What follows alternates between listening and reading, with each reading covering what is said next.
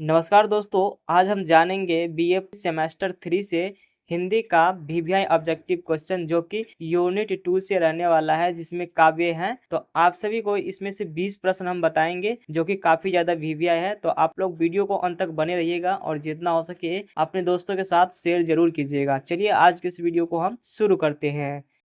आपका पहला प्रश्न है कि काव्य का संबंध किससे है। तो प्यारे दोस्तों, काव्य का जो संबंध है काव्य से है। यहाँ पे आप सभी का ऑप्शन नंबर सी हो जाएगा, काव्य। अगला प्रश्न 2 नंबर है कि छायावाद के प्रमुख कवि कौन है। तो देखिए, छायावाद के जो प्रमुख कवि है वो कौन है। तो ऑप्शन सी हो जाएगा, जयशंकर प्रसाद, जो कि छायावाद के प्रमुख कवि है। चलिए अगला प्रश्न है यहाँ पे 3 नंबर की महादेवी वर्मा किस धारा की कावित्री है। देखिए, महादेवी वर्मा जो है किस धारा की कावित्री है। तो छायावाद है ना, छायावाद धारा की कावित्री है।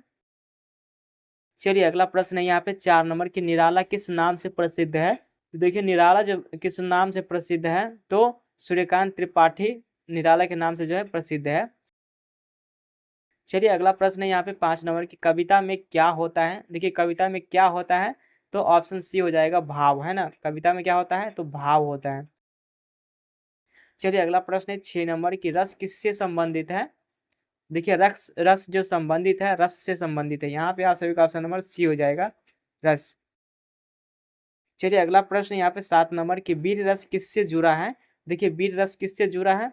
तो यहाँ पे आप सभी का ऑप्शन नंबर सी हो जाएगा, साहस से, है ना। साहस से जो है वीर रस जुड़ा हुआ है। चलिए अगला प्रश्न यहाँ पे 8 नंबर के अलंकार का प्रयोग कहाँ होता है। देखिए, अलंकार का जो प्रयोग होता है कविता में होता है ना। ऑप्शन नंबर बी हो जाएगा, कविता। चलिए अगला प्रश्न है 9 नंबर की छंद क्या है। तो छंद क्या है। तो छंद एक छंद है। यहाँ पे आप सभी का ऑप्शन नंबर सी हो जाएगा, छंद। चलिए अगला प्रश्न है 10 नंबर की भक्ति काल के प्रमुख कवि कौन है। देखिए, भक्ति काल के जो प्रमुख कवि है कौन है। तो कबीर है। यहाँ पे आप सभी का ऑप्शन नंबर बी हो जाएगा, कबीर। चलिए 11वां प्रश्न है कि कविता का मुख्य तत्व क्या है। तो देखिए, कविता का जो मुख्य तत्व है वो क्या है। तो बी हो जाएगा, भाव। कविता का मुख्य तत्व भाव होता है। चलिए अगला प्रश्न 12 नंबर की सुमित्रा नंदन पंत किस धारा के कवि है। देखिए, सुमित्रा नंदन पंत जो है किस धारा के कवि है। तो वो जो है छायावाद धारा कवि है ना। यहाँ पे आप सभी का ऑप्शन नंबर जो है सी सही उत्तर हो जाएगा। चलिए अगला प्रश्न है 13 नंबर की दिनकर किसके लिए प्रसिद्ध है। तो दिनकर जो है किसके लिए प्रसिद्ध है। तो वीर रस के लिए। यहाँ पे आप सभी का जो सही उत्तर हो जाएगा, ऑप्शन नंबर सी हो जाएगा। चलिए अगला प्रश्न है 14 नंबर की सिंगारस किससे संबंधित है। तो सिंगारस जो है किससे संबंधित है। तो प्रेम से। यहाँ पे आप सभी का ऑप्शन नंबर बी हो जाएगा, प्रेम से, है ना। चलिए अगला प्रश्न है यहाँ पे 15 नंबर की कविता में भाषा कैसी होती है। देखिए, कविता में जो भाषा होती है अलंकृत होती है। यहाँ पे आप सभी का ऑप्शन नंबर बी हो जाएगा, अलंकृत। चलिए अगला प्रश्न है 16 नंबर की छायावाद कब शुरू हुआ। देखिए, छायावाद जो शुरू हुआ था कब शुरू हुआ। तो ऑप्शन नंबर यहाँ पे सी हो जाएगा, 1918 के आसपास जो है छायावाद शुरू हुआ। चलिए अगला प्रश्न है 17 नंबर की काव्य कितने प्रकार का होता है। देखिए, काव्य जो होता है वो 2 प्रकार का होता है, श्रव्य काव्य और दृश्य काव्य, है ना।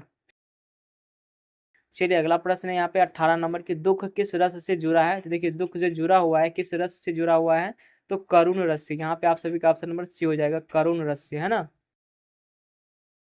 चलिए अगला प्रश्न है 19 नंबर की हास्य रस किससे संबंधित है। देखिए, हास्य रस जो संबंधित है वो किससे संबंधित है। तो हास्य रस से। ऑप्शन नंबर सी हो जाएगा, है ना। चलिए अगला प्रश्न है यहाँ पे 20 नंबर की कविता का उद्देश्य क्या है। देखिए, कविता का जो उद्देश्य होता है क्या होता है। तो शिक्षा, मनोरंजन और भाव प्रकट करना। ये सभी तीनों हो जाएगा, है ना। ऑप्शन नंबर डी हो जाएगा, उपरोक्त सभी।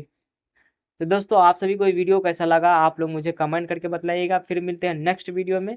तब तक के लिए जय हिंद, वंदे मातरम।